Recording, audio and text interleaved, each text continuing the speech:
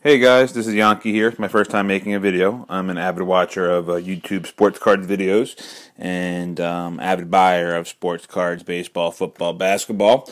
And I'd like to go over with you what I've purchased as far as my graded stuff over the past about two and a half years since I really started collecting again, and give you some of the pricing that I pay for my cards and see if people think they're good prices or not. And if you want to sell me anything, please let me know. I don't really sell much. I just stockpile cards because I'm just really a collector right now. All right. To start off, I have a 1960 Sandy Koufax PSA 8 miscut. I paid $35, including shipping and handling, for that. Just so you know, the frame of reference, I try to not pay more than $35 per card, but sometimes I do, and I spend about $100 to $150 a month purchasing cards via eBay or local shops or baseball card shows. Second card is a 1961 Sandy Koufax PSA, well, not PSA, American Authentic, which I have no idea who they are. Graded 9, but the card was pretty sharp, and that card cost me $35 also. Now, another buy that I'm actually pretty happy about I recently made is this Sandy Koufax NL 1967 Strikeout Leaders.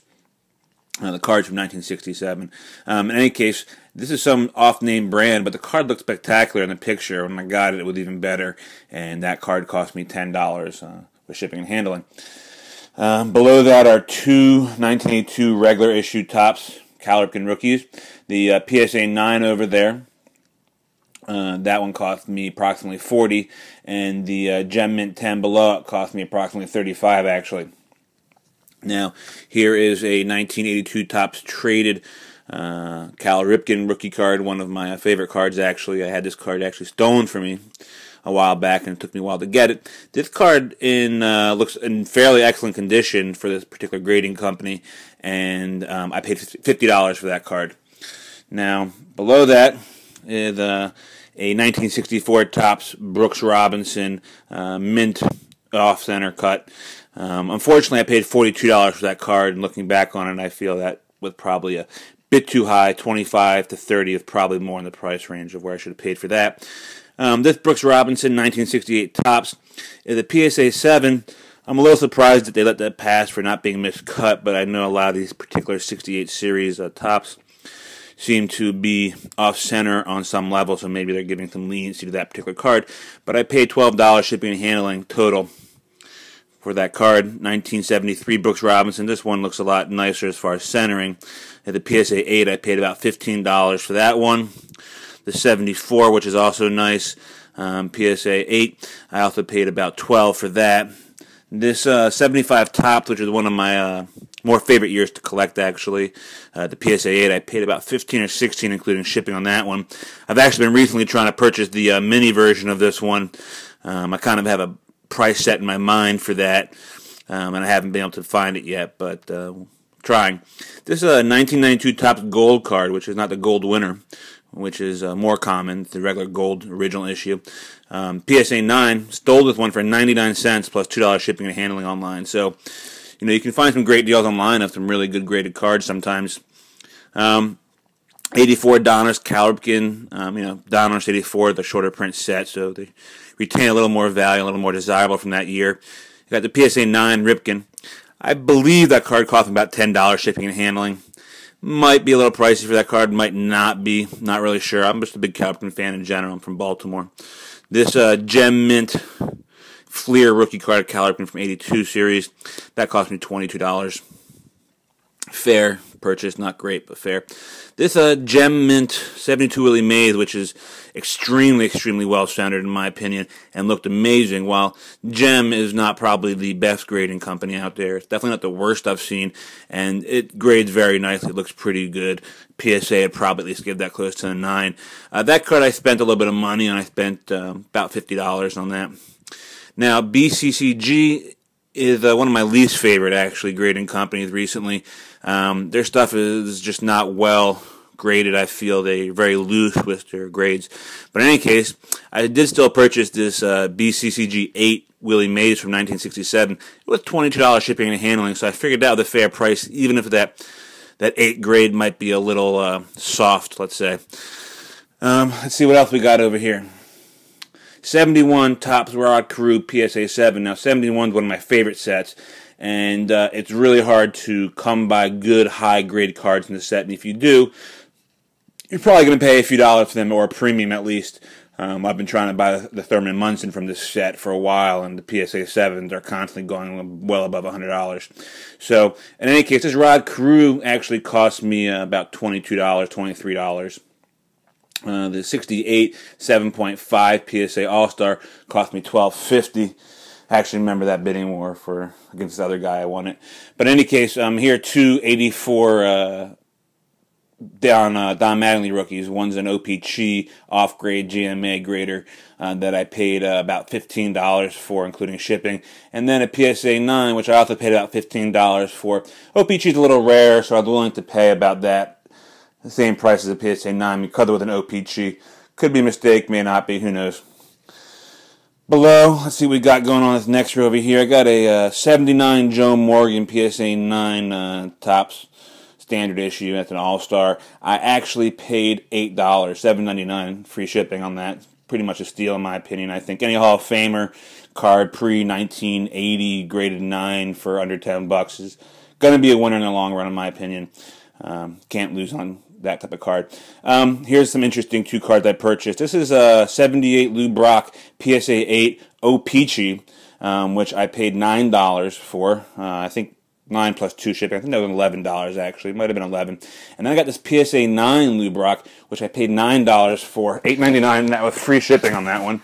So I felt that was pretty much a winner also. Here's a really cool 175. Like I said, one of my favorite sets to collect of Hall of Famers. This Lou Brock cost me $8. Very cheap actually. I track about 300 or 400 sales a month, and I win anywhere from 5 to 15 sales a month. Okay, here's one of my more favorite cards I've bought in the recent past. This is a BVG, and their quality grading, in my opinion, is actually really good too. And this is a well-centered 1959 Frank Robinson 8. I actually dished out some loot on that, and that one cost me about 62 or 63. One of my more expensive purchases, that's for sure.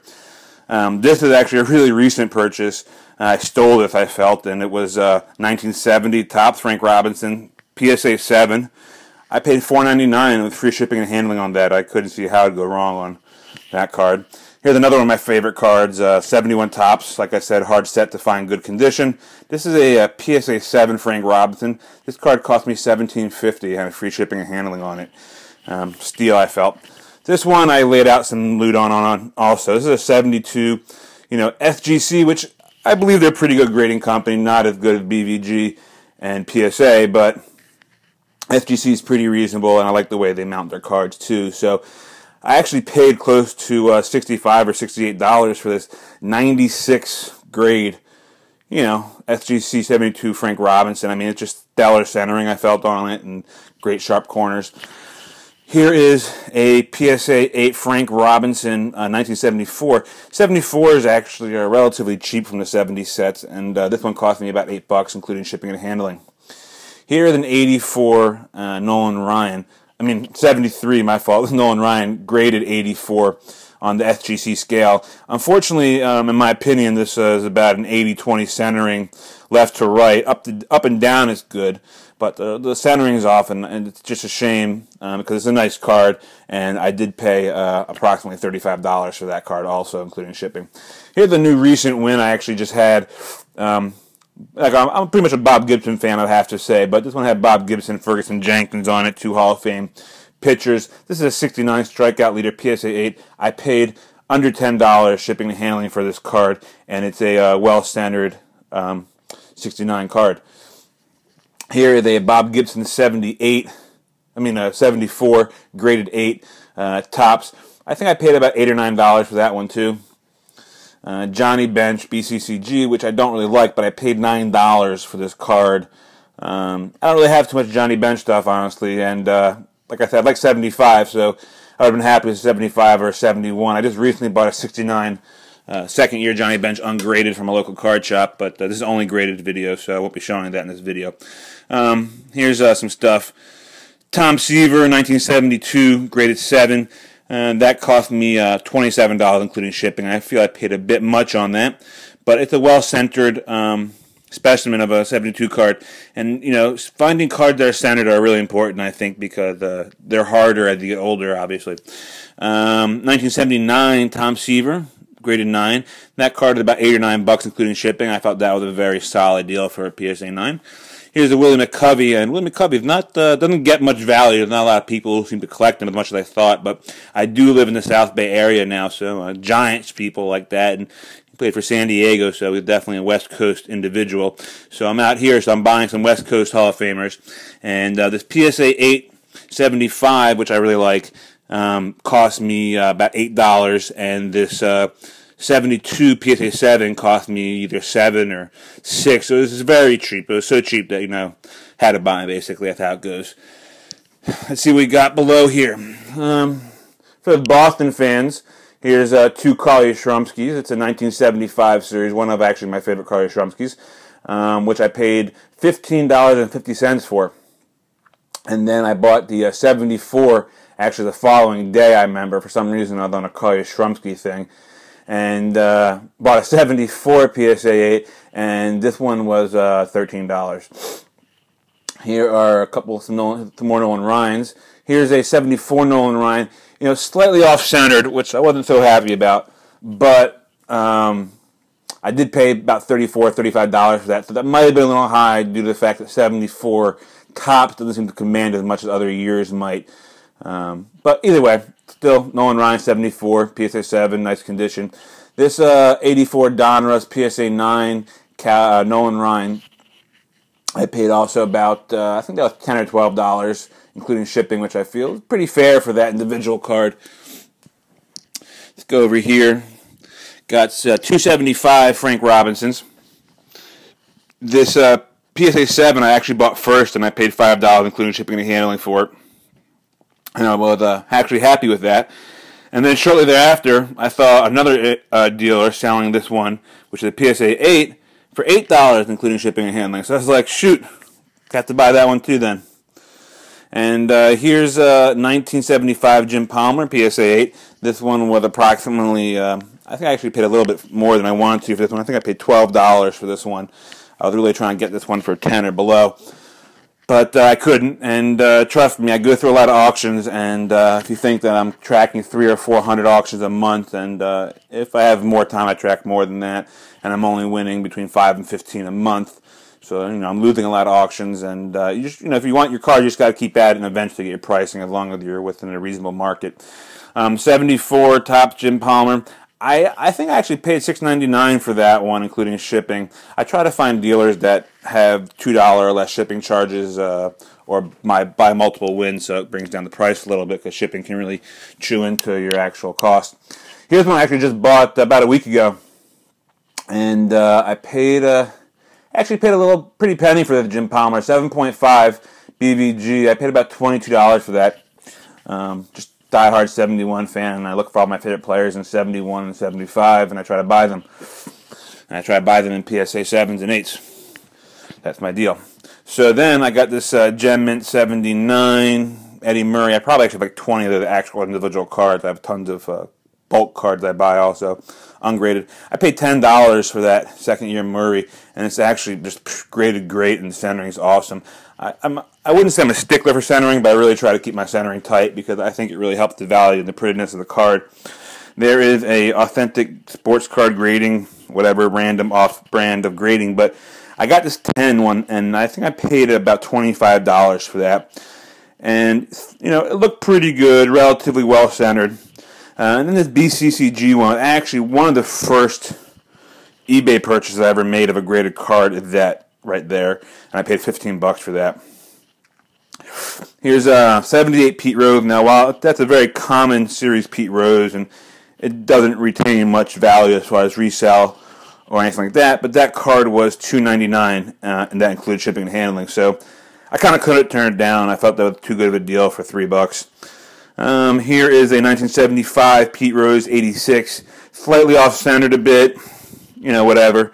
That was about $22. And here's a 74 Pete Rose PSA 8, and that was about $17 or $18, and that was actually a really good price because I've been tracking that card for a while, and I know they sell for about $10 more, generally 25 to 30, I'd say. And I got a good deal on that second-year Mike Schmidt right